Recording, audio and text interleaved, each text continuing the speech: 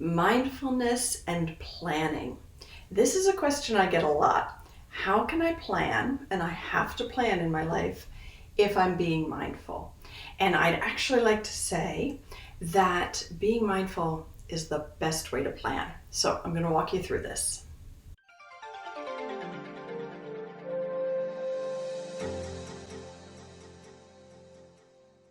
So for those of you who don't know me, my name is Barbara Heffernan, and I am an online life coach, a mindfulness meditation instructor, and I've been a psychotherapist for the past 20 years. And I created this channel on YouTube called Awaken Joy to help bring tools to many people around the world to live more joyful lives. And if you support the work I'm doing here, please do subscribe to my channel, share this video with someone you think might benefit from it, and let's get into it. At the end of today's video, I have 2 challenge questions for you, and I'd love for you to comment below when we get there and let me know your thoughts on those 2 questions. So I want to come back to this question.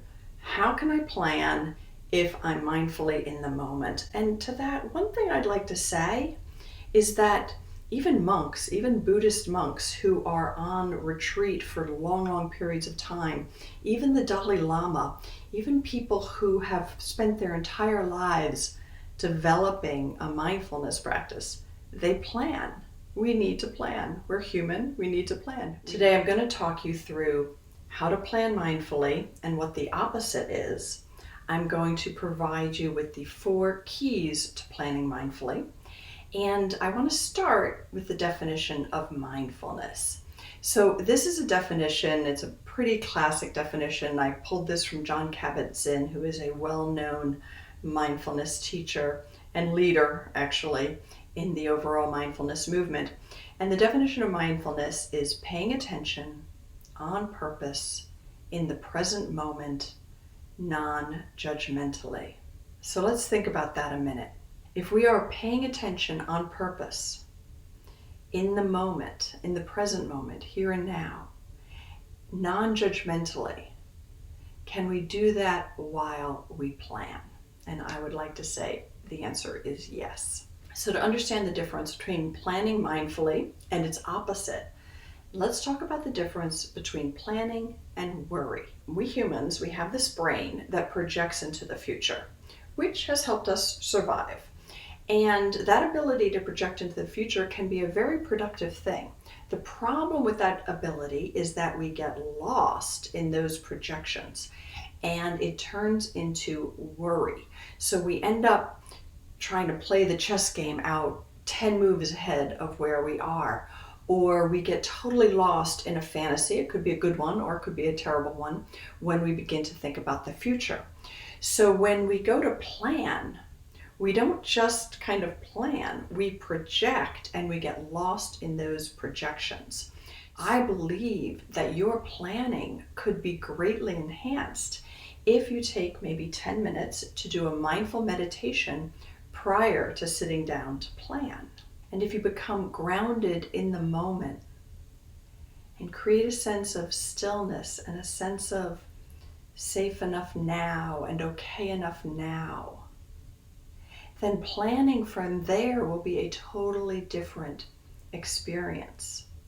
Let's go through the 4 keys to planning mindfully. The first one I have listed here is developing the observer. Now this is one of the main things that I believe mindfulness meditation does for us.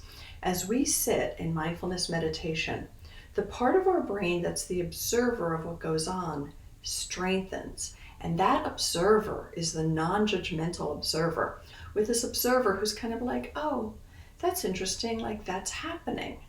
And so developing that observer can help us so that when we shift from, say, a mindful meditation pose to going into planning mode, we can be very aware of what's happening for us physically. Like if I think about planning for that career switch I want, do I suddenly get anxious? Do I suddenly feel all sorts of energy in my body? Well, the observer can help us note that and take care of it and not have it get complicated into the overall planning process. The second thing I have listed here is focus and reflection. Being focused on our plan and reflecting on what we really want and what we really can accomplish and what's within our control and not within our control, super helpful for planning, right? So again, mindfulness meditation and an attitude of mindfulness can really strengthen your focus and your ability to reflect in a meaningful way. The third thing I have listed here might be challenging for some people. Not being overly attached to an outcome. This gets in our way when we plan a lot. Let's say we want to plan so that we get the ideal job. Well, the universe is complicated. Maybe we don't get exactly the ideal job, but maybe we move a long ways towards it. But regardless, what we need to do right now is to focus on what steps we need to take today, this week, next week, within a month, 2 months. What are the current day steps we need to take to achieve that goal? And if I get too lost in thinking about achieving the ideal outcome, and I'm really attached to that outcome and nothing else is going to satisfy me, nothing else, this is the job I need, this is what the partner I want needs to look like, this is where I need to live, and we're super attached to those outcomes, we're going to self-sabotage. Because there's going to be a part of us that says, I can't achieve that, that's never going to happen, that's fantasy, or we will just be so anxious we never actually get to the planning. And so we really need to keep the focus on present day, what can I do now? So loosening our attachment to a particular outcome also comes through a mindfulness meditation practice. And again, that does not mean that you don't move towards your goal. In fact, I would say in my own life, I have moved much more clearly towards the goals I truly want and the things that will truly make me happy once I began to have a serious mindful meditation practice. Because I was able to focus, I was able to reflect, my observer was developed, right? All of these things came together to help me move forward in a more productive way. And then the fourth one here, not getting lost in projections. And again, it doesn't matter whether your projections are good fantasy projections or anxious projections. Neither one of those actually helps the planning process. So in answer to the question, how do I plan if I'm being mindfully in the moment? The answer is actually that it's the best way to plan. Challenge question number 1 for you. Do you ever mindfully plan for joy? So comment below. Let me know, do you ever put onto your to-do list or onto your week's goals or your month's goals moments that can help you feel joy? And then challenge question number 2 is, do you ever mindfully plan for mindfulness? So you could also have a plan for sitting in mindfulness meditation, obviously. You could have a plan to tackle one of your daily chores. You could say, okay, I'm going to do the dishes mindfully. And then when you do the dishes, you really just focus on the feeling of the soap and the water and the dish and the feeling and the movement without all the chatter. You just bring all of your attention to the sensory moments of doing the dishes. So that would be also a way to mindfully plan for mindfulness, to choose one chore that you do every day, and it could be a chore you don't like, and then to do it mindfully and see if you can let go of some of that chatter that generally goes with it. Now, these 2 questions, do you ever mindfully plan for joy and do you mindfully plan for mindfulness, are key to the coaching program that I offer. And the coaching program I want to share with those of you who are interested right now, it's called Roadmap to Joy and Authentic Confidence, and it's all about moving people from fear to confidence, from negative self-talk to authentic self-esteem, from stress and worry to joy. So the program has a number of components, but it is a 6-month-long program. We do group coaching twice a month. I provide support and accountability to people to help you moving forward.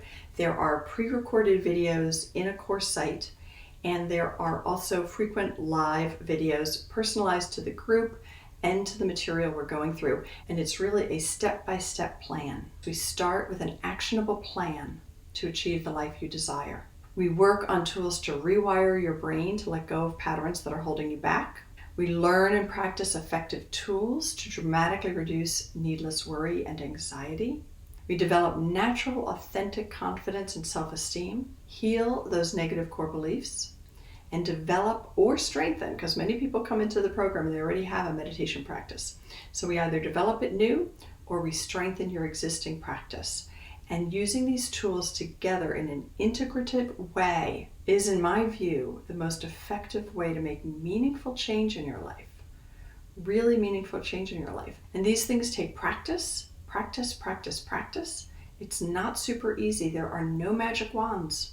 Just like to say, there's no magic wands. But with time and effort and the right tools and encouragement, you can make the changes you need to make.